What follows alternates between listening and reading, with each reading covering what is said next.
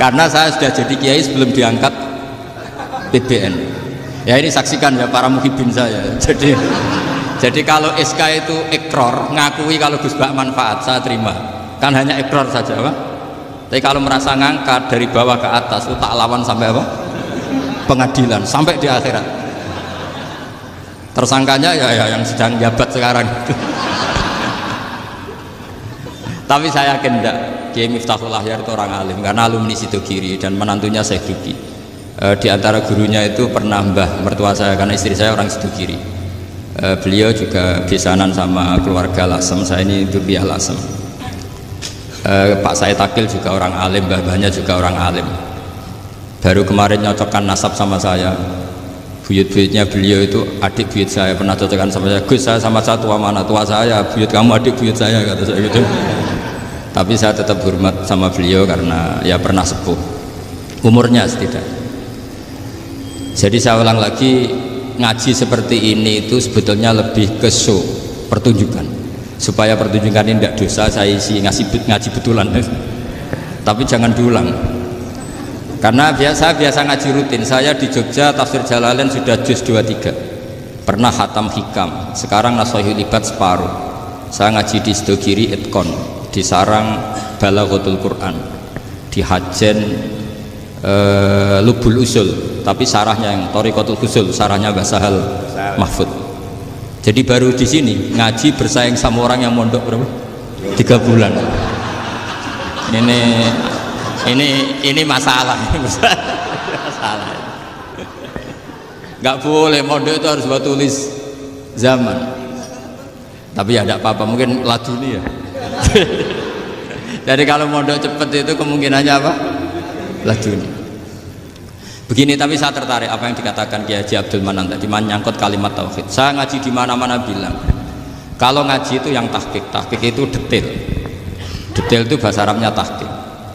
Jadi kita misalnya berpikir secara jernih, orang yang kafir 70 tahun itu pasti menjadi muslim karena melafadzkan la ilaha illallah, dan itu bi ijma'il ulama. Semua ulama mengatakan demikian. Saya ulang lagi, itu bi ijma'il ulama.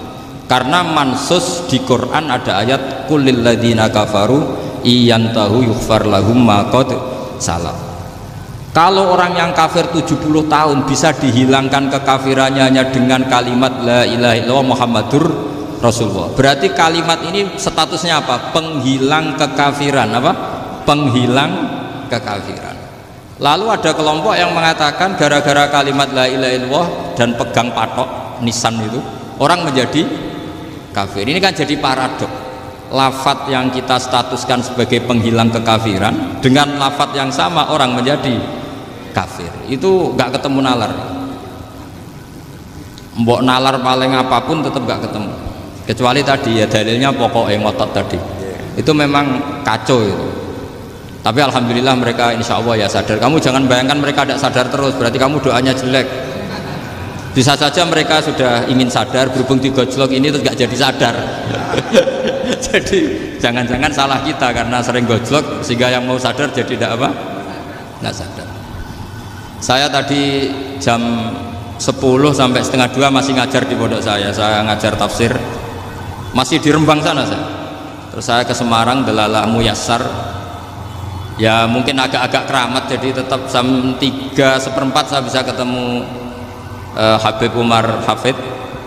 Saya beberapa menit ya diskusi tentang manhaj beliau, dan kebetulan saya sering belajar kitab beliau sama alumni Darul Mustafa. Meskipun saya tidak pernah ke sana, tapi saya tahu betul mazhab beliau karena al-arwah junudun apa? Mujannada. Begini, saya sering dingetikani Mbah Mun, politik tidak jelas itu bagian dari kejelasan. Ini yang perlu dicatat. Jadi politik tidak jelas itu bagian dari apa? Kejelasan. Misalnya begini, siapa yang mengira Khalid bin Walid yang sangat musuhi Rasulullah, dia panglima orang kafir ketika ngalahkan Rasulullah di perang Uhud, akhirnya Khalid bin Walid masuk apa? Islam. Begitu juga Wahsy, qatilu ahabbin nasi ila Rasulillah, pembunuh Sayyid Hamzah, akhirnya juga masuk Islam. Begitu juga Abu Sufyan, dia pemimpin besar kafir Mekah ketika perang Badar, ketika perang Khandaq. Akhirnya juga Islam dan menjadi mertua Rasulullah Shallallahu Alaihi Wasallam. Dari fakta ini kemudian banyak ulama alim yang ngambil sikap itu ya cara Jawa itu anggang-anggang. Anggang-anggang itu gak tegas, tapi gak tegas dari rumusan ilmu yang detail. Saya ulang lagi, gak tegas tapi dari rumusan ilmu yang apa? Detail. Bisa saja orang yang sekarang kafir suatu saat mukmin atau muslim. Bisa saja yang sekarang sedang fasik suatu saat soleh. Bisa saja yang mondok 3 bulan roh SPB NU. Sementara yang mondok lama kadang KRT. Tapi itu hanya hukum duniawi. Saya yakin yang KRT ini PBNU di akhirat. Karena mondoknya lebih apa? Lama. Itu tak jamin. Saya juga berencana mimpin NU di akhirat saja, bukan di dunia. Makanya saya mohon SK itu berakhir muktamar mendatang. Karena saya sudah kiai sebelum diangkat. Makanya saya ulang-ulang, kalau pengangkatan itu niatnya ikrar, saya terima. Tapi kalau niatnya ngangkat, tak gugat di pengadilan. Ini tidak guyon, ini betulan. Ya, tapi ini hanya guyon saja.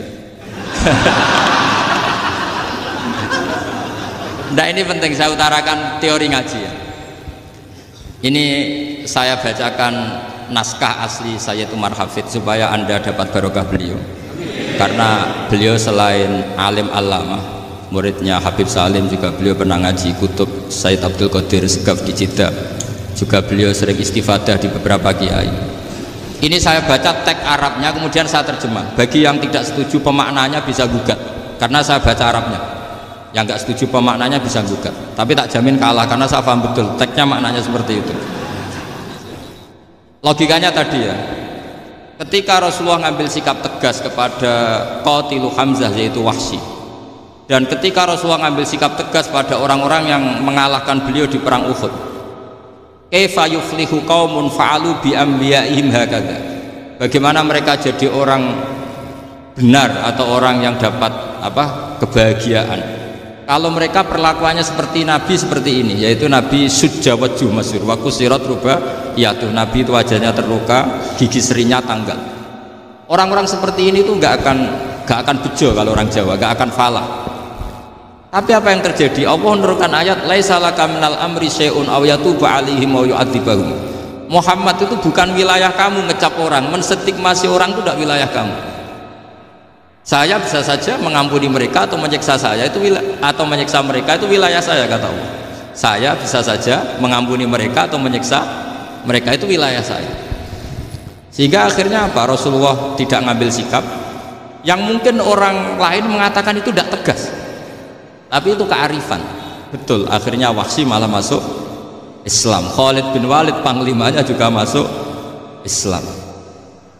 Dan beberapa orang kafir juga masuk Islam, termasuk mimbenihim, ketuanya yaitu Abu Sufyan. Ini penting saya utarakan. Makanya ini saya baca pembenaran dari konstruksi pikiran tadi. Nah ini supaya khas. Ini khasnya orang mondok 10 tahun nih. Jadi ini tak baca ini. Nah, biar jelas ini nanti teksnya persis ya, tidak saya rubah. Ini di kitabnya Habib Umar Hafid, namanya itu Taujihun Nabi Limardoti Bari. Kalau diterjemah ya mengarahkan orang yang sadar. Nabi itu orang yang sadar ya, sampai ini termasuk orang yang sadar. Limardoti Robbi, menuju mendapat ridho Tuhan atau Allah Subhanahu wa Ta'ala. Saya baca teksnya ini di halaman 179. Ini tidak ada yang saya rubah, tidak saya kurangi. Bismillahirrahmanirrahim. Fala buddha an wattina qulubana ala annana khadamatu ahli hadzal qaul wa yattali Allah min qulubina annana na'taqidu imkaniyata ayyasfa fi ahadina yaumal qiyamati man huwal ana kafirun yuslimu faya'lu sya'nu indal haqqi fayakunu sababan li khalasika fil qiyamah yumkinu dzalik. Jadi kita para dai, para kiai itu adalah khodamatu hadal qaul. Kita ini adalah pelayan alam raya ini yang selalu berharap alam ini akan lebih baik. Orang yang sekarang sedang kafir bisa saja nanti yang nyafaati kamu di akhirat, yaitu mereka masuk Islam lalu Islamnya lebih serius, akhirnya punya hak syafaat. Sementara kamu Islam mulai kecil tapi biasa-biasa saja seperti ini, mulai dulu ngaji terus sama Ki Abdul Manan, nggak pernah yang ngisi ngaji, itu artinya nggak ada perkembangan. Makanya saya nggak ingin ngaji lagi karena saya ingin perkembangan Anda nanti tukang mengisi, bukan yang diisi. Kalau saya nanti ngaji lagi di sini, artinya Anda kalau tetap mendengarkan itu tidak ada perkembangan. Pantes saja semulang Gus Bahak sampean sing ngaji. Sekali-kali ada perkembangan, saya ngaji sampean yang mulang, itu bagus itu. Meskipun itu perkembangan yang menyesatkan.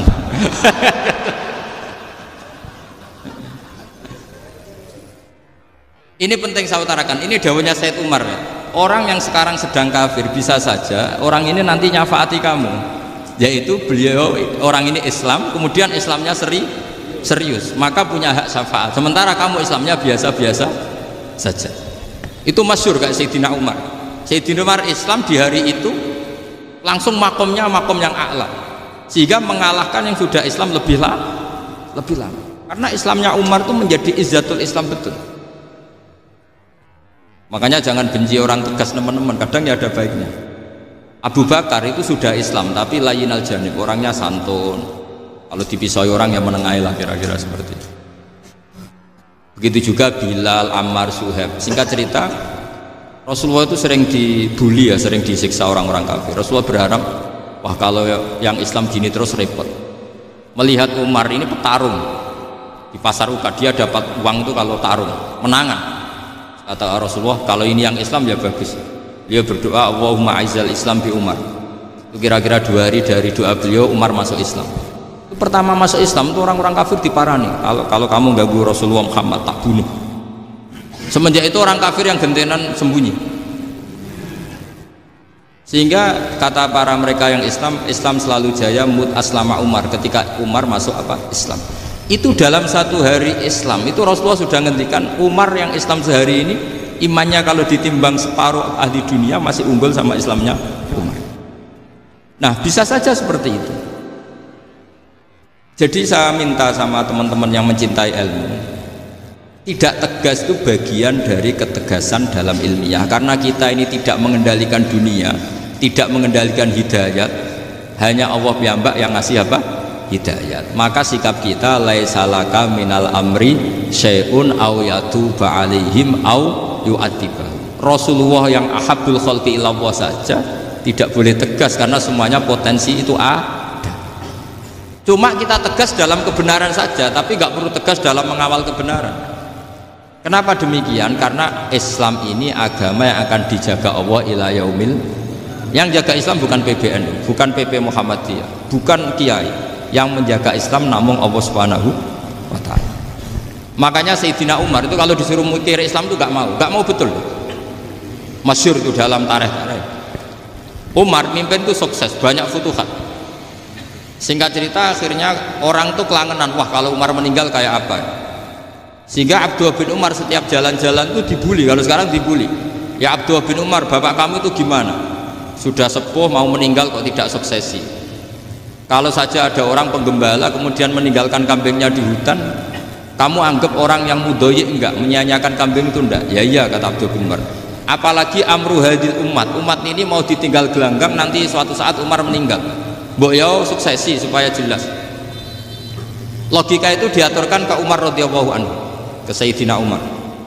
Pertama Umar agak tertarik dengan logika itu. Lama-lama beliau marah. Tidak jadi. Saya tetap tidak akan istikhlaf, tidak akan suksesi, dan saya tidak akan mikir Islam katanya. Islam akan diurus oleh Allah Subhanahu.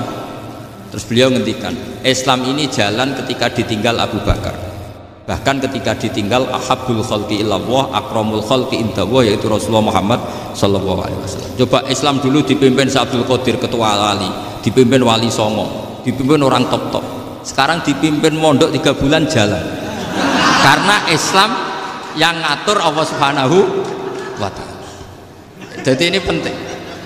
Loh coba ustadz tuh banyak yang nggak bisa ngaji loh. Tapi ya laku ya nggak masalah. Loh saya kemarin di Korea seminggu. Itu TKI jadi khotib, ada yang jadi mufti, ada yang jadi suriah.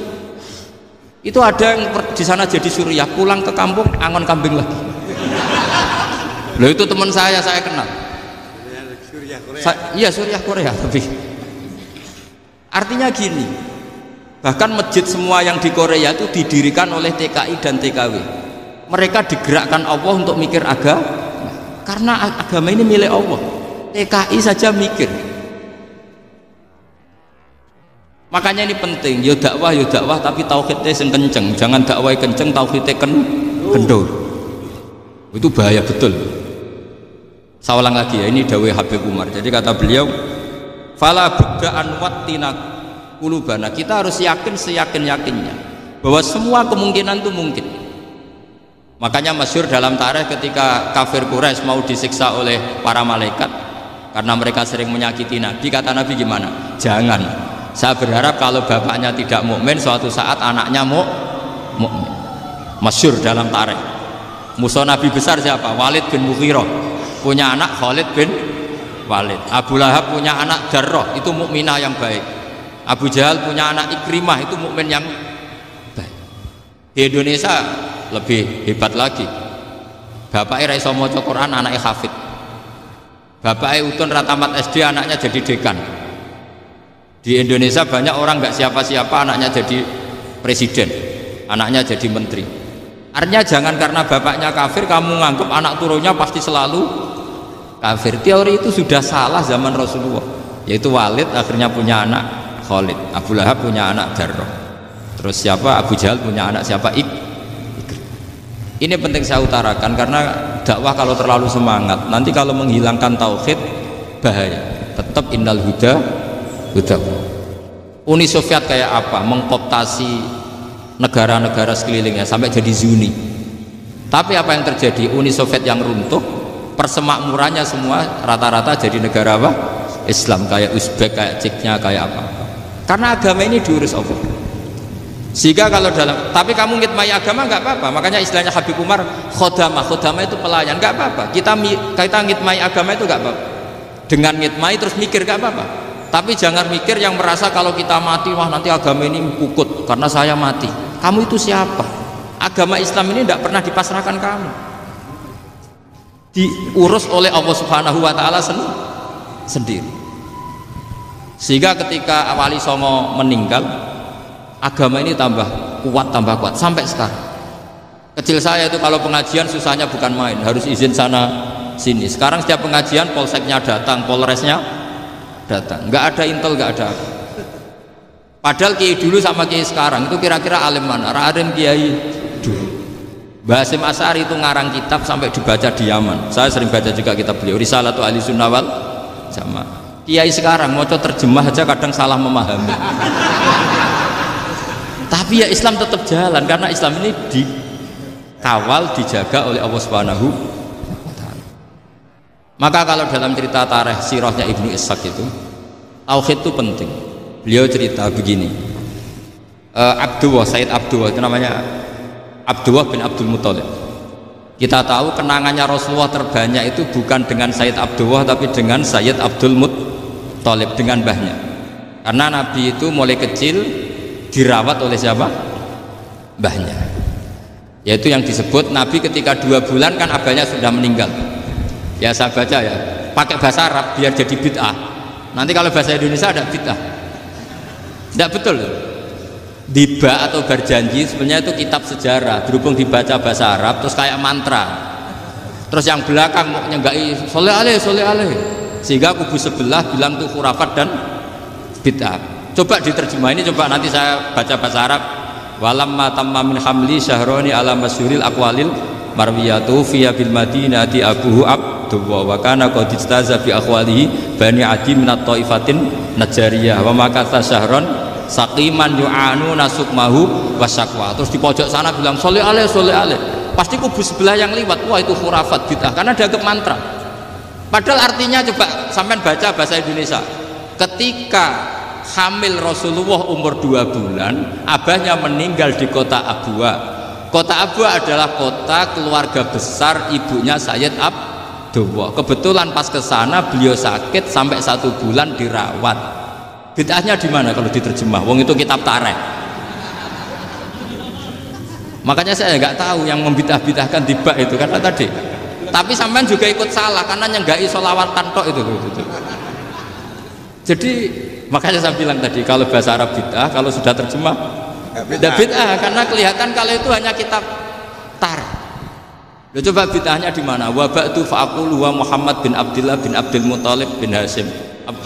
Itu kalau diterjemahkan, kamu harus tahu siapa nama Muhammad. Muhammad punya abah siapa? Rasulullah Muhammad Abdullah. Punya abah siapa? Abdul Mut. Punya abah siapa? Hashim. Coba baca gitu di kubu sebelah. Oh iya iya. Berhubung kok baca bahasa Arab. Wa ba'du fa'aqulu wa Muhammad bin Abdullah bin Abdul Muthalib bin Hashim. Jadi itu hanya salah baca saja. Maksudnya salah yang hukumi, bukan salah yang baca, salah yang apa? Hukumi. Sayyid Abdullah ini orang yang tauhidnya sangat kuat. Sayyid Abdul Muthalib lebih kuat lagi. Saya cerita sedikit betapa pentingnya tauhid. Ketika pasukan Abraha bawa pasukan gajah mau menyerang apa? Ka'bah. Itu sebelum menyerang itu semua aset-aset milik orang kafir Quraisy, milik orang Quraisy lah, itu ditawan, diambil, termasuk milik Sayyid Abdul Muthalib, milik Abdul Muthalib. Terus ketika mau masuk Ka'bah, mau masuk Mekah, kata Abraha, man sayyidu hadal wadi, siapa yang kamu tuakan, yang kamu pertuan di sini? Oh, Abdul Muthalib. Abdul Muthalib itu dipanggil, itu auranya luar biasa. Abraha yang di tempat perkemahannya itu harus duduk di atas karena dia raja, itu duduk di atas gak berani, saking wibawanya Abdul Muthalib, ini mbahnya Rasulullah. Akhirnya Abraha bilang gini, saya duduk di bawah tidak mungkin karena saya raja, kamu duduk jejer saya tidak mungkin karena nanti umat saya kecewa karena raja kok disaingin gitu. Ya sudah, sambil berdiri-diri kita ngomong. Akhirnya Sayyid Abdul Muthalib tadi diomongin gini, saya itu tidak ingin merusak orang-orang Mekah, orang-orang Quraisy. Saya hanya kecewa punya tempat ibadah dikencingi, diberakin, sehingga saya mau merubuhkan Ka'bah, tapi dengan damai, nggak ada perang. Apa jawabnya Abdul Muthalib? Lucu. Nggak apa-apa, Ka'bah kamu robohkan silakan, nggak apa-apa. Yang penting unta saya yang kamu sita kembalikan. Harta saya yang 100 unta kamu sita kamu kembalikan. Itu Abraha kagetnya bukan main. Kaget karena kamu itu pemimpin apa? Tadi saya hormat kamu karena kamu tak anggap orang hebat. Hadhil Ka'bah dinu abaika, ini Ka'bah itu agama kamu. Pas saya hancurkan kok kamu tenang-tenang saja. Padahal pas mau saya hancurkan kamu tenang-tenang saja, malah tanya unta kamu itu gimana? Apa jawabnya Abdul Muthalib? Inna lihadal baiti robban hamahu, sebab Ka'bah itu ada yang punya dan pasti akan melindungi Ka'bah. Tapi kalau unta itu milik saya, ini urusan saya, ini unta. Jadi inna lihadal baiti robban hamahu itu tidak milik saya, itu ada yang punya. Ya sudah, biarkan punya aja yang jaga, itu tidak urusan saya. Akhirnya unta dikembalikan, aman deh. Terus akhirnya dia ke Ka'bah, fa'akhudha bi halaqatil bab, karena dulu apa itu halaqatil bab, karena dulu itu yang dipakai apa itu pegangan itu bentuknya apa, bulat, makanya diistilahkan halaqah apa, bulat. Kalau sekarang halaqah ilmiah itu seminar. Tidak. Halaqah itu buruhi lain lagi. Pegang terus bilang gini, kata Abdul Muthalib, ya Allah, Ka'bah ini mau dihancurkan oleh Abraha, Ka'bah ini milik kami. Saya mau ke gunung, mau melihat apa yang kau lakukan terhadap orang yang mau merusak Ka'bah. Abdul Muthalib bilang ke umatnya, wa ya qaumi, ayo kita ke gunung melihat ma fa'ala rabbuna, apa yang akan dilakukan Tuhan kita terhadap orang yang mau menghancurkan Ka'bah. Jadi santai saja, santai. Terus Abdul Muthalib naik gunung sama orang-orang Quraisy. Abraha datang mau merusak Ka'bah, terus terjadi alam taro kaifa fa'ala rabbuka bi ashabil fil. Itu melihat, dan betul Ka'bah dijaga Allah. Islam juga gitu. Ketika Islam dikooptasi Uni Soviet, semua ulama, semua wali perasaannya hanya nunggu kehancuran Uni Soviet, karena pasti agama ini dijaga. Saya setiap sholat, setiap munajat, ketika baca Rabbana lakal hamdu bil samawati wa mil'ul ardi, dulu saya iskal itu janggal. Ya Allah, engkau zat yang layak dipuji, yang pujian itu memenuhi langit dan bumi. Pikiran saya kalau bumi ateis itu mujinya kayak apa? Tapi Masya Allah, ketika saya datang di Korea, bumi ateis, ternyata di sana banyak masjid, banyak tasbih, bahkan ada sakduna di sana. Karena Allah sudah ngendikan lakal hamdu mil'us samawati wa mil'ul ardi, dan sekarang nyata semua bumi ateis, bumi apa saja ada tasbihnya, ada tahmidnya.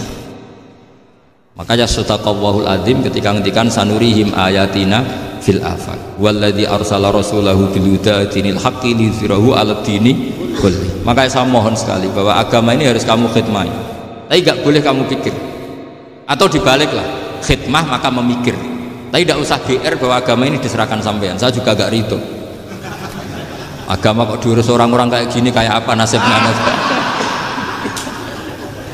Jadi ini penting, karena rata-rata kiai alim itu tidak jelas, terus oleh orang-orang yang nggak pernah ngaji itu, wah ini nggak jelas, nggak tegas. Islam itu harus tegas. Maksudnya tegas itu kayak apa? Tegas itu di wilayah kita. Kalau istri kamu mau diperkosa orang itu boleh tegas, itu wilayah kamu. Tapi kalau hidayat itu wilayahnya Allah Subhanahu wa Ta'ala, kita tidak pernah tahu. Bahkan yang sudah Islam saja, nyuwun sewu, itu nggak ada jaminan mati husnul khotimah. Kita tahu dalam sejarah Sa'labah itu dapat gelar hamamatul masjid, merpatinya masjid. Tapi kita tahu akhirnya Sa'labah itu apa? Su'ul khotimah. Sampai dalam Islam selalu diajarkan ya muqallibal qulub tsabbit qalbi ala dinik. Jadi kalau kita sendiri saja masih ingin selalu husnul khotimah, agak ada ruang untuk mudah menvonis orang lain. Makanya saya salut sekali ketika Habib Umar menulis kita semua ini mengkhidmati hadal kaum dan selalu berharap bisa saja suatu saat orang yang sedang kafir bisa saja suatu saat muslim. Nah soal kalau yang sama yang harbi menyerang kita ya tarung. Kalau artinya kalau yang merangi kita ya kita wajib perang, kalau enggak ya habis kita, seperti kita lakukan ketika diserang Belanda. Tapi ketika mereka musta'man, dhimmi, mu'ahad, orang-orang kafir yang mau berdamai dengan kita ya kita damai, sebagaimana yang dilakukan Rasulullah SAW ketika berdamai dengan kafir Quraisy yang dipimpin Suhail bin Amr, masyhur itu dalam tarikh. Singkat cerita kan Sayyidina Ali ini pernah konflik sama orang Khawarij. Kata Sayyidina Ali, ya sudahlah, namanya kita musuhan, kita tidak usah ketemu, pakai mediator, kata Sayyidina Ali. Kata orang Khawarij, ini apa-apaan kok butuh mediator, nggak ada Qur'annya, ada hadisnya. Kira-kira kalau Pak Sayyidina Ali orang Jawa, nggak ada apa tidak tahu. Walhasil Sayyidina Ali akhirnya baca ayat wa in khiftum shiqaqa bainihima fab'atsu hakaman min ahli wa hakaman min ahliyah. Jika suami istri tengah konflik, maka yang keluarga suami kirim mediator, yang keluarga perempuan juga kirim. Terus kata Sayyidina Ali, wa amru ummati Muhammad a'dhamu min amri rajulin wa imra'atin. Kalau suami istri saja ketika konflik butuh mediator, apalagi ini kelompok besar pasti lebih butuh mediator. Akhirnya lalu mediatornya siapa? Kata Sayyidina Ali, ya siapa saja yang penting baik. Ditunjuk seseorang, diprotes sama orang Khawarij, ini orang nggak kredibel. Oh, terus Sayyidina Ali marah-marah. Rasulullah itu pernah berdamai dengan orang, bahkan orang itu kafir, yaitu Sulhul Hudaybiyah. Nabi itu berdamai dengan orang yang bernama Suhail bin Amr ketika itu kafir. Makanya ini menunjukkan bahwa musolahah ma'al kufar itu boleh demi kelangsungan bernegara, berbangsa. Kamu tidak usah meragukan reputasi NU. Ketika dulu kafirnya kafir harbi zaman Belanda, ya Mbah Hasim fatwa apa? Jihad. Jadi jangan kira tidak tegas, kita tegas sekali, justru kita yang punya masa lalu tegas. Tapi kepada siapa dan dalam konteks apa? Paham ya? Terus ini penting sekali untuk dijernihkan. Ini saya baca berikutnya nanti. Tidak, supaya tahqiq saya syukur sekali, saya tadi sekaligus minta ijazah sama Habib Umar, dan memang saya ngaji ini lama sama teman-teman alumni Yaman, cuma belum pernah ketemu mu'alifnya. Tadi saya ketemu minta ijazah itu dan beliau senang sekali, bahkan sempat bikin tulisan di kitab saya ini. Sama tidak perlu baca, karena kalau bisa ya biasa, kalau tidak bisa malu ya sudah, tidak usah baca sudah. Terus ini kata beliau, ini masih saya teruskan. Nahnu min hadhil intilaqah naktasibu thabatana wa quwwata yaqinina wa illa fa fil ardi mu'aridun wa muntaqidun wa mukhalifun min akhyarin wa asyrarin sholihin wa fasikin muslimin wa kuffar. Kalau kamu punya satu metode ilmiah, metode dakwah, kamu harus siap karena pasti ada yang menentang. Yang menentang itu ya mulai orang soleh, tidak soleh, orang macam-macam. Jadi kalau sudah punya manhaj, memang dari awal harus siap apa? Ditentang. Jadi misalnya PBNU punya kebijakan apa, ya sudah siap saja dibully. Itu pasti itu, karena nggak ada manusia semua suka, semua benci. Kata beliau, anta in kunta fi syakkin min hadzal maslak wal manhaj fattabi man sita wasaha angka ghaniya wa in kunta ala yaqinin annahu al huda wa mirasun nubuwah wa annahu haqiqatu tarjamatil ahdi ma'rab fala tata'atsar min kalami ahadin yakunu mangkana. Jadi intinya kita mengawal Islam secara rahmatan lil alamin itu justru kita berharap menjadi simpatik dan menjadikan mereka menjadi Islam. Jangan ketika simpatik dianggap gak tegas. Saya masih ingat betul dawe Mbah Mun, hak sekseni, kata beliau. Saya masih ingat kalimatnya, sekseni.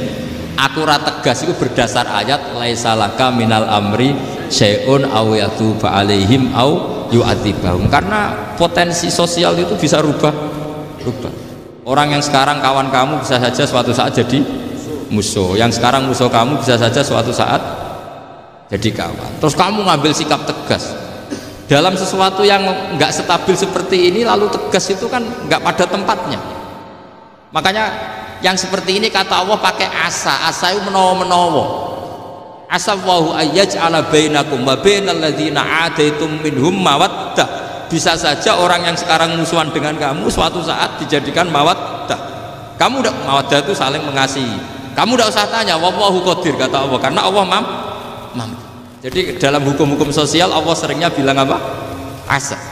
Misalnya wasa antakrahu syai'an wa huwa khairul lakum, wasa antuhibbu syai'an wa huwa syarrul lakum. Karena masalah sosial ini semuanya asa, yang pernah tahu siapa? Bisa saja sekarang saya Rois Suriah, nanti SK-nya nggak turun lagi, tapi saya tidak apa-apa. Bisa saja nanti santri 10 tahun dipimpin 3 bulan, nggak apa-apa. Bolak-balik nggak apa-apa, saya tidak akan kecewa. Karena masya Allahu kana wa malam yasa lam yakun. Assalamualaikum warahmatullahi wabarakatuh.